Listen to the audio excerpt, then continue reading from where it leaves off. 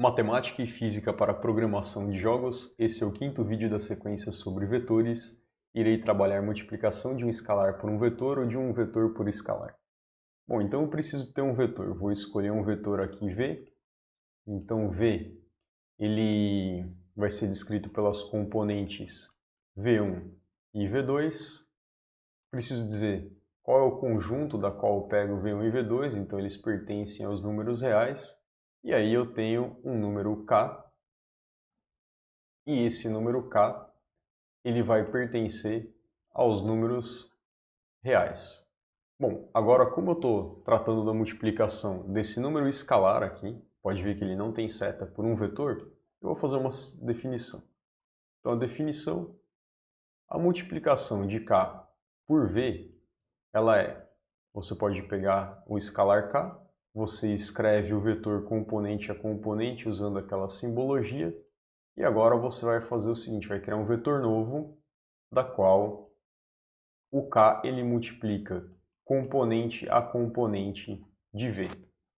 Então, um exemplo numérico, suponha que eu tenho um vetor A com os valores 1 e 2 e eu tenho um escalar qualquer, sei lá, T, e ele é igual a 3. Então, quem seria T vezes A? T vezes A seria 3 vezes o vetor 1, 2, que é igual ao número 3 vezes a primeira componente, o número 3 vezes a segunda componente, que isso vai ser 3 vezes 1, 3, 3 vezes 2, 6. Deixa eu alinhar esse cara aqui que vai ficar um pouco melhor. Tá, beleza. Agora eu preciso saber, e se eu tivesse a seguinte multiplicação, AT? Quem seria esse cara? Eu não tenho uma definição para isso, então eu vou criar uma definição que é a seguinte. A definição V, deixa eu melhorar essa letra, V vezes K é igual ao vetor descrito pelas componentes, né? Então V1, V2 vezes o K, ele vai ser igual a, vou criar um novo componente onde eu terei V1, K e terei V2, K.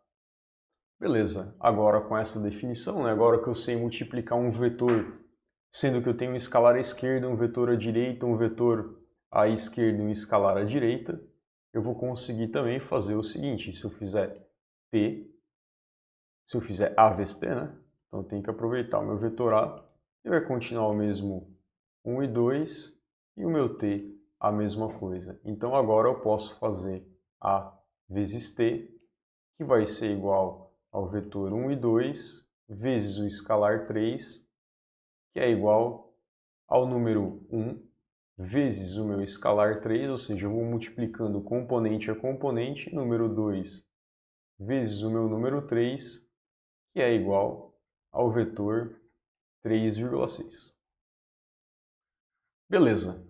Com essas definições eu posso também fazer o seguinte, suponha que eu tenho um vetor U qualquer aqui, eu tenho U e ele é igual a as componentes, né, o 1 e o 2, e aí eu tenho um certo escalar, vou chamar esse escalar aqui beta.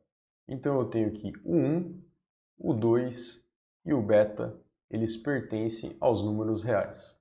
Então eu quero fazer o seguinte, beta vezes U, ele é igual a beta vezes o 1, o 2, que é igual a beta vezes o 1, beta vezes o 2. Apliquei a definição 1. E agora é o seguinte, se eu observar que esses são números reais, e pela propriedade dos números reais que eu posso fazer a troca dos operandos numa multiplicação, eu vou ter o seguinte, eu vou ter que isso é igual a 1 beta, vírgula, o 2 beta, que isso daí acaba sendo igual a o 1, o 2 beta, que é igual a u beta. Ou seja, tanto faz eu multiplicar pela esquerda quanto pela direita, vai ser a mesma coisa. Tá, então vamos dar uma olhada no sentido geométrico da multiplicação de um vetor por um escalar, né? Então aqui no GeoGebra eu criei um vetor U, eu vou criar um slider, vou chamar aqui, deixa eu ver, vou chamar de A. Esse A é como se fosse uma variável, né? Percebo aqui nessa janelinha do lado 4.7, 5, valores negativos e positivos. E agora eu vou fazer o seguinte, eu vou criar um vetor U', que ele vai ser igual a A vezes o meu vetor U. Então, perceba aqui, está muito próximo aqui, né? Bem parecido, está em cima um vetor do outro. E repare conforme eu venho multiplicando o meu vetor pelo meu escalar, o que acontece, né? Eu vou dar um zoom e vou mudar a cor para que vocês vejam um efeito que é importante, né? Então, propriedades do meu U',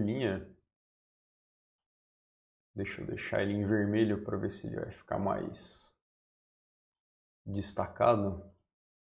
Beleza. Então, reparem, esse vetor U' ele está maior, né? Porque o meu A é maior do que 1.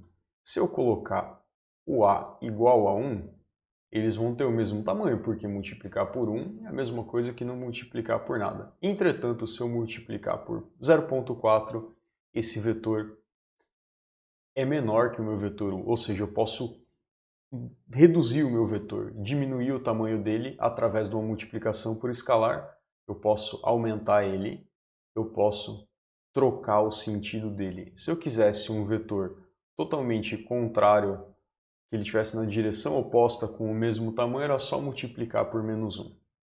Então, esse é o sentido geométrico da multiplicação por um escalar. E agora eu vou fazer o seguinte, eu vou usar o Python, vou dar continuação àquela classe que eu criei no vídeo anterior, e agora eu vou fazer o def mul. Então, esse cara vai redefinir o operador de multiplicação, né? Então, vou passar a referência para o self, um valor aqui, vou pôr um valor k, e eu vou fazer return um novo vetor, self.v1 vezes k, self.v2 vezes k. Beleza? Então, isso daqui vai garantir que quando eu tiver um vetor multiplicado por um número, será executada a multiplicação. Então, eu vou fazer um teste aqui. Vou ver se eu não errei nada, né? Então, py from vetor2 import vetor 2. Vou criar um vetor b com os valores 1 e 3. Opa, vetor 2, agora sim. E vou fazer o seguinte, vou fazer print, como eu já tenho sobrescrito, né? Eu criei um método para isso, que eu consigo gerar uma string a partir dele. Eu vou fazer, deixa eu ver, vou fazer b vezes 3. Repare, né? 3 vezes 1, 3, 3 vezes 3, 9, ok, beleza. Agora eu vou fazer o seguinte, print b, print 3 vezes b. E aí ele fala, ó, não tem como fazer essa operação, tipo não suportado, porque eu estou tentando multiplicar um inteiro por um vetor. Como eu posso resolver essa situação? Eu posso sobrecarregar o seguinte operador, o rmul.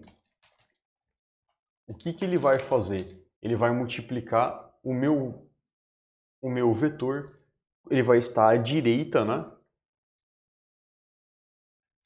do meu número inteiro no caso aqui.